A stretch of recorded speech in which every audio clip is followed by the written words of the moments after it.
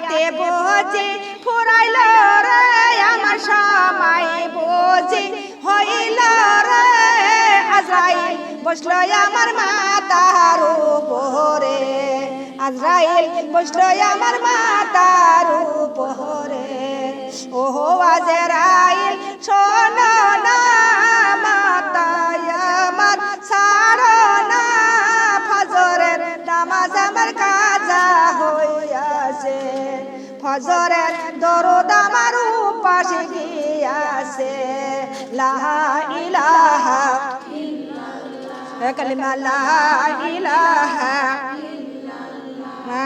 ও বান্দা তুই কি করলি ও বান্দা তুই কি ছাড়লি ফজরের নামাজ হবে জান্নাতের টুপি ফজরের নামাজ হবে জান্নাতের টুপি লা ইলাহা এটা আরসি মাসে তাতে তো হয়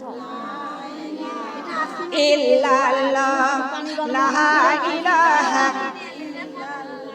আমার হায়াতে বুঝি ফুরাইল রে আমার সময় বুঝি হইল রে আজরাইল বসলো আমার ঘাড়ের উপরে আজরাইল বসলো আমার ঘাড়ের উপরে ও আজরাইল শোনো না ঘাড় আমার ছাড়ো না জোহরের নামাজ আমার কাজা হইয়াছে জোহরের দরুদ আমার উপাসে গিয়াছে কালিমা লা ইলাহা কালিমা লা ইলাহা কালিমা লা ইলাহা ও বান্দা তুই কি করলি ও বান্দা তুই কি ছাড়লি জোহরের নামাজ হবে মাতার সাথী জোহরের নামাজ হবে মাতার সাথী লা ইলাহা কালিমা লা ইলাহা আমার হায়াতে বুঝি ফুরাইল রে আমার সময় বুঝি হইল রে আজরাইল বসলো আমার পিঠির উপরে আজরাইল বসলো আমার পিঠির উপরে ও আজরাইল শোনো না পিঠ আমার ছাড়ো না আসুরের নামাজ আমার কাজা হইয়াছে আসুরের নামাজ আমার কাজা হইয়াছে লা ইলাহা কালিমা লা ইলাহা ও বান্দা তুই কি ছাড়লি ও বান্দা তুই কি করলি আসুরের নামাজ হবে জান্নাতের শাড়ি আসুরের নামাজ হবে জান্নাতের শাড়ি লা ইলাহা কালিমা লা ইলাহা আমার হায়াতে বুঝি ফুরাইল রে আমার সময় বুঝি হইল রে আজরাইল বসলো আমার হাঁটুর উপরে আজরাইল বসলো আমার হাঁটুর উপরে ওহ আজরাইল শোনো না হাঁটু আমার ছাড়ো না মাগরিবের নামাজ আমার কাজা সে মাগরিবের দরদ আমার উপাসে গিয়াছে ও বান্দা তুই কি করলি ও বান্দা তুই কি ছাড়লি মাগরিবের নামাজ হবে কবরের বাতি মাগরিবের নামাজ হবে কবরের বাতি কালিমা লা ইলাহা কালিমা লা ইলাহা আমার হায়াতে বুঝি ফুরাইল রে আমার সময় বুঝি হইল রে আজরাইল বসলো আমার বুকের উপরে আজরাইল বসলো আমার বুকের ও আজরাইল শোনো না বুক আমার ছাড়ো না ইশারের নামাজ আমার কাজা ইশারের দরদ আমার উপাসে গিয়াছে ও বান্দা তুই কি করলি ও বান্দা তুই কি ছাড়লি ইশারের নামাজ হবে জান্নাতের চাবি, ইশারের নামাজ হবে জান্নাতের চাবি। কালিমা লা ইলাহা, কালিমা লা ইলাহা, কালিমা লা ইলাহা ইল্লাল্লাহু মুহাম্মাদুর রাসূলুল্লাহ সাল্লাল্লাহু আলাইহি ওয়াসাল্লাম। আলহামদুলিল্লাহ হায়াত বুঝি ফুরাইলো। ও দুনিয়ার মামুনিকে কখন যেন আমাদের হায়াতটা ফুরাইয়া যাবে আর আজরাইল আমাদের নিকটেও চলে আসতে পারে, পারে কিনা, কখন যেন চলে আসবে, আসবে কিনা। হে দুনিয়ার মামুন গো, একদিন ইদ্রিস আলাইহি ওয়াসাল্লাম তিনি আল্লাহর নবী, তিনি সর্বদা প্রায় তিনি রোজা রাখতেন এবং সব সময় আল্লাহর ইবাদতে মগ্ন থাকতেন। জোরে বলে সুবহানাল্লাহ। এমন সময় একদিন তিনি রোজা আছেন আর ইফতারি করার জন্য তিনি ফলমূল সামনে রাখলেন। এমন সময় একটা মেহমান তার কাছে উপস্থিত হয়ে গেল। জোরে বলে সুবহানাল্লাহ। সেই মেহমানকে ফলমূল আহার করতে দিলেন, কিন্তু সেই মেহমান ফলমূল কিছু আহার করলেন না। কিন্তু রাত্রি বেলায় ইদ্রিস আলাইহি ওয়াসাল্লাম আল্লাহর ইবাদতে লিপ্ত, আল্লাহর ইবাদত করতেছেন। আবার আল্লাহর ইবাদত করিয়া আবারও আহার করার জন্য তার অনুরোধ করতে লাগলেন। তা আহার তিনি করলেন না। একে একে 3 দিন হয়ে গেল। কয়দিন জোরে বলেন? 3 দিন। 3 দিনের মধ্যে কোনো আহার তিনি করলেন না। দুনিয়ার মামুনরা কিন্তু সকালবেলা উঠে তিনি সেই মেহমানকে সঙ্গে করে নিয়ে একটা ভ্রমণে চলে গেল। ভ্রমণ করতে গেলেন, হাঁটতে হাঁটতে যাচ্ছেন। যাইতে যাইতে দেখে একটা ফলের বাগান। তখন ওই মেহমানটা বলতেছে, হে আল্লাহর নবী ইদ্রিস, তুমি ওই বাগান থেকে কিছু ফল এনে ভক্ষণ করে নাও। ইদ্রিস আলাইহি ওয়াসাল্লাম বললেন, না, অন্য পরের গাছের ফল না শুনে না বলে খাওয়াটা হালাল হবে। জোরে বলেন, হালাল হবে না। কিন্তু আপনি তো আতাজ্য একটা মানুষ, আপনি হালাল খাবার দিলে আপনি খাইলেন না, আর আপনি পরের বাগানের ফল আমাকে খেতে বলতেছেন। কিন্তু মেহমান কোনো কথা বললেন না। আবার পথ চলতে দেখে একটা মাঠে অনেক ছাগল। তখন ওই মেহমান বলতেছে, আল্লাহর নবী ইদ্রিস, আপনি ওই পালে থেকে একটা ছাগল জবাই করে নিয়ে আপনি ভক্ষণ করেন, খাইয়ে নেন। ইদ্রিস আলাইহি ওয়াসাল্লাম বলতেছেন, আপনি তো একটা আতাজ্য মানুষ, আপনি হালাল খাবার খালেন না, আর আপনি ওই পরের ছাগল সেটা জবাই করে কেমনে খাবো? এটা তো আল্লাহর বিধান নয়, এটা কি আল্লাহর হুকুম? কিন্তু এটা আল্লাহর হুকুম না। আমি ওই ছাগল কেমনে খাবো? খেতে পারবো না, কারণ ওটা হলো পরের জিনিস। কার জিনিস? পরের জিনিস আমি খাইতে পারবো না। কিন্তু আপনি হালাল খাবার খাইতে বললাম, খালেন না, আর আপনি এটা কিসের জন্য আমাকে বলতেছেন? কিন্তু সেই মেহমান ইদ্রিস আলাইহি ওয়াসাল্লামকে তিনি পরীক্ষা করতেছেন। জোরে বলে সুবহানাল্লাহ। কি করতেছেন জোরে বলেন? পরীক্ষা। আর ওই যে আজরাইলকে কে পাঠায়া দিয়েছেন? কিডা? আল্লাহ পাঠায়া দিয়েছেন পরীক্ষা করার জন্য। হে দুনিয়ার মামুনগা, তখনই ইদ্রিস আলাইহি ওয়াসাল্লাম বলেন, হে মেহমান, কিন্তু আপনার পরিচয় কি আজকে আমার কাছে বলতে হবে। আপনার পরিচয় কি? মানব জাতি 3 দিন না খেয়ে থাকতে পারে না, কিন্তু আপনার পরিচয়টা আমার দিন। তখনই বলতেছে, আল্লাহর নবী ইদ্রিস, আমি হলাম মানুষ নয়, আমি হলাম মালাকুল মউত। জোরে বলে সুবহানাল্লাহ। ইদ্রিস আলাইহি ওয়াসাল্লাম বলতেছে, হে ভাই আজরাইল, আপনি কি আমার কাছে এসেছেন আমার রূহটা কবজ করার জন্য? আপনি তো সারা জাহানের রূহ কবজ করেন, কিন্তু আমার রূহটাও কি আপনি কবজ করার জন্য আসছেন?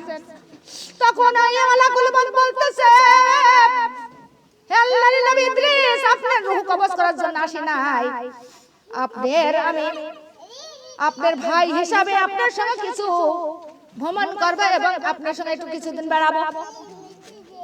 এরকম কথা যখন বললেন, তখনই ইদ্রিস আলাইহিস সালাম বলতেছেন, ঠিক আছে ভাই আজরাইল, কিন্তু আমার একটি শর্ত। বলে কি? বলে একটি শর্ত, আপনি আমাকে রূহটা কবজ করেন।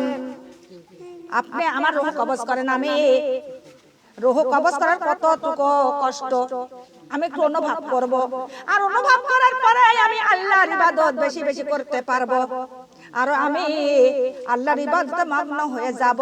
জোরে জোরে বলে সুবহানাল্লাহ। মালাকুল মউত বলতেছে, হে ইদ্রিস, এটা তো আমার আল্লাহর হুকুম, এখনো পাই নাই, কেমনে তোমার রূহ কবজ করব? এখন আল্লাহর হুকুম আমি পাইনি। তখন ইদ্রিস আলাইহিস সালাম বলতেছেন, হে মালাকুল মউত, তুমি আল্লাহর কাছে একটু প্রার্থনা করো আমার রূহ কবজ করার জন্য। তখন মালাকুল মউত ওই আজরাইল আল্লাহর কাছে প্রার্থনা করলেন, সব কিছু খুলে বললেন। আল্লাহ তাআলা হুকুম দিয়ে দিলেন। হুকুম যখন দিয়ে দিলেন, তখনই মালাকুল মউত তখনই ইদ্রিস আলাইহিস সালামকে জমিনে শুয়াইয়া তার রূহটা কবজ করে নিলেন। কবজ করার পর আবার পুনরায় তার দেহের মধ্যে রূহটা প্রবেশ করে দিলেন। জোরে বলে সুবহানাল্লাহ। যখন প্রবেশ করে দিলেন, আজরাইল বলতেছে, হে আল্লাহর নবী ইদ্রিস, তোমার যখন রূহ কবজ করা হলো, তোমার কেমন অনুভব, মউতের কেমন কষ্ট অনুভব করেছো? তখন ইদ্রিস আলাইহিস সালাম বলতেছে, হে মালাকুল মউত, যখন কেউ যদি একটা তাজা ছাগলের গায়ের চামড়া যদি খুলে ফেলা দেয়, ফুলে আলাদা করে ফেলে, যেমন অনুভব, এরকম আমার অনুভব হয়েছে। কিন্তু মউতের এত কষ্ট, এত যন্ত্রণা, কিন্তু আমি আল্লাহর আরো বেশি বেশি ইবাদত করব, বেশি বেশি ইবাদতে মগ্ন থাকব। জোরে জোরে বলি সুবহানাল্লাহ। এ দুনিয়ার আমানগা তখনই বলতেছে, হে মালাকুল মউত, আমার আরেকটা শর্ত। বলে কি শর্ত? বলতেছে, আমাকে একবার আমার দোজখটা দেখায়া দেন। দোজখটা যদি আমি একবার দেখতে পারি, ওই ভয়ঙ্কর ও শাস্তিদায়ক জায়গা, তাহলে আমি আরো আল্লাহর বেশি বেশি ইবাদত করব আর ইবাদতে মগ্ন থাকব। এই কথা বলার পর আজরাইল বলতেছে, হে আল্লাহর নবী ঈসা, কিন্তু এমন তো আল্লাহর কাছে আল্লাহ তো আমার আদেশ দেই নাই যে তুমি ওই দোজখটা দেখানোর, কেমন করে তোমার দোজখ দেখাইব। তখন ওই ইদ্রিস আলাইহিস সালাম বলতেছে, হে ভাই আজরাইল, আপনি আল্লাহর কাছে আমার জন্য প্রার্থনা করেন, আমার আল্লাহ যেন আপনার হুকুম দেয়, আর আপনার সঙ্গে আমি ওই দোজখটা ঘুরে ঘুরে একবারে দেখতে চাই। তখন ওই আজরাইল মালাকুল মউত আল্লাহর কাছে প্রার্থনা করলেন, সুপারিশ করলেন। আমার আল্লাহ বলতেছে, হে মালাকুল মউত, তুমি আমার ইদ্রিসকে জাহান্নামটা, দোজখটা ঘুরাইয়া ঘুরাইয়া দেখাও। তখন অনুমতি পাইয়া তখন ইদ্রিস আলাইহিস সালামকে ওই দোজখটা ঘুরে ঘুরে দেখাইতে লাগলো। দোজখের ভয়ঙ্কর ওই গজব, ওই গর্জন শুনে তিনি অজ্ঞান হয়ে পড়ে গেল। ওরা জ্ঞান হারা হয়ে যায়। ইদ্রিস আলাইহিস সালাম ওই দোজখের ভয়ঙ্কর জিনিস দেখে তিনি চিৎকার মেরে উঠল। চিৎকার মেরে জ্ঞান হারা হয়ে যায়। জোরে জোরে বলি সুবহানাল্লাহ। হে দুনিয়ার বাবুলিগা, দোজখ দেখার পর তখনই বলতেছে, তখনই আজরাইল বলে, ও ইদ্রিস আলাইহিস আলাইহিম, চলো আমাদের দুনিয়ায় যাওয়ার সময় হয়ে গেছে, এখন আমরা দুনিয়াতে নেমে যাব, আমরা দুনিয়ার মধ্যে চলে যাব। তখন ইদ্রিস আলাইহিস সালাম বললেন, না, আমার আর একটা শর্ত আছে। বলে কি শর্ত? বলতেছে, আমি একটু জান্নাত দেখতে চাই, জান্নাত আমার একটু ঘুরাইয়া দেখান, জান্নাতের মধ্যে কি আছে।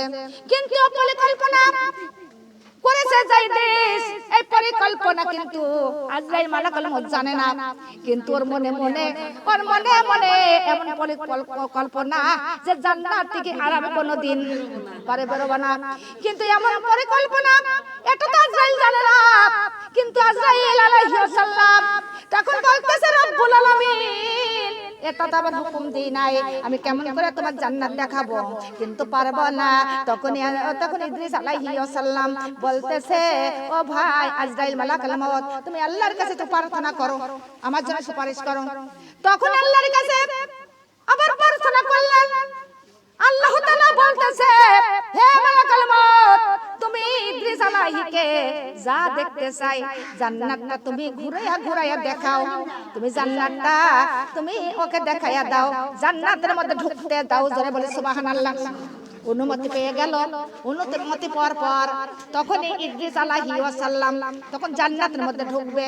এমন সময় আজরাইল বলতেছে, আপনি পায়ের জুতাটা খুলে রেখে যান, পায়ের জুতাটা খুলে রেখে আপনি জান্নাতের মধ্যে ঢোকেন। তখন পায়ের জুতাটা খুলে তখন বেহেশতের মধ্যে ঢুকে গেল।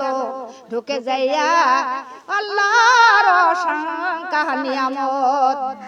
অসংখ্য নিয়ামত দেখে দেখে ইদ্রিস আলাইহিস সালাম এক একটা নিয়ামত দেখতেছে আর নিয়ামত দেখতেছে আর আলহামদুলিল্লাহ আল্লাহর শুকরিয়া আদায় করতেছে আর সিজদায় পড়ে যাচ্ছে। জোরে বলে সুবহানাল্লাহ। এমন দৃশ্য ঘুরে ঘুরে দেখতেছেন। তখন ওই দুনিয়ার আসার সময় হয়ে গেল। তখন আজরাইল মালাকুল মউত বলতেছে, ও ভাই ইদ্রিস, তুমি তাড়াতাড়ি বাহির হও, কিন্তু আমাদের দুনিয়ায় যাওয়ার সময় হয়ে গেছে। এমন সময় ইদ্রিস আলাইহিস সালাম ওই আজরাইল মালাকুল মউতের কথা শুনে তখন দড়ি দিয়া বাড়াইলেন। বাড়াইয়া তখন জুতা পাই দিয়া তখন এক দড়ি জান্নাতের মধ্যে ঢুকে গেলেন। জোরে বলে সুবহানাল্লাহ। আজরাইল মালাকুল মউত বলতেছে, ইদ্রিস আলাইহি, হে আল্লাহর নবী, এটা তো আল্লাহর হুকুম নয়, আপনি কেন জান্নাতের মধ্যে আবার পুরোনাই ঢুকে গেলেন? আপনি জান্নাত থেকে বাহির হয়ে আসেন, আমাদের দুনিয়ায় যাওয়ার সময় হয়ে গেছে। আমার কাজকর্ম আমার আল্লাহ কত একটা দায়িত্ব দিয়েছে, সারা জাহানের রূহ কবজ করার দায়িত্ব, আর সেই দায়িত্ব আবার পালন করা লাগবে। আপনি তাড়াতাড়ি করে বাহির হয়ে আসেন।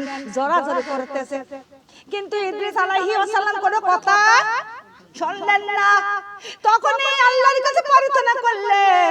আল্লাহ তাআলা বলতেছে, হে মালাকুল মউত আজরাইল, তোমার কাছে তুমি চলে যাও, তোমার কাছে তুমি চলে যাও, কিন্তু এই রকম ভাবে তিনি জান্নাতি হবে এটাই আমি লিখে রেখেছি। জোরে বলি সুবহানাল্লাহ।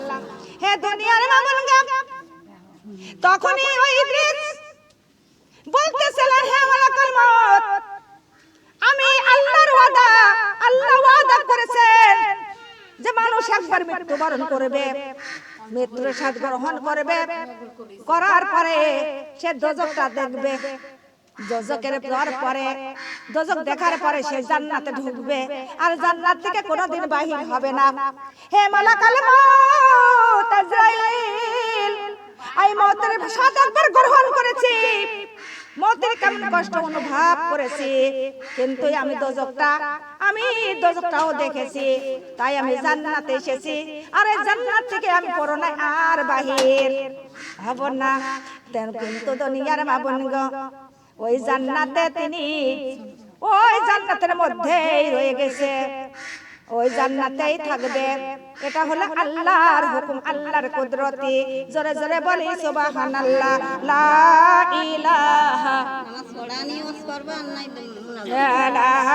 ইলাহা সুবহানাল্লাহ। ইল্লাহ লা ইলাহা লা ইলাহা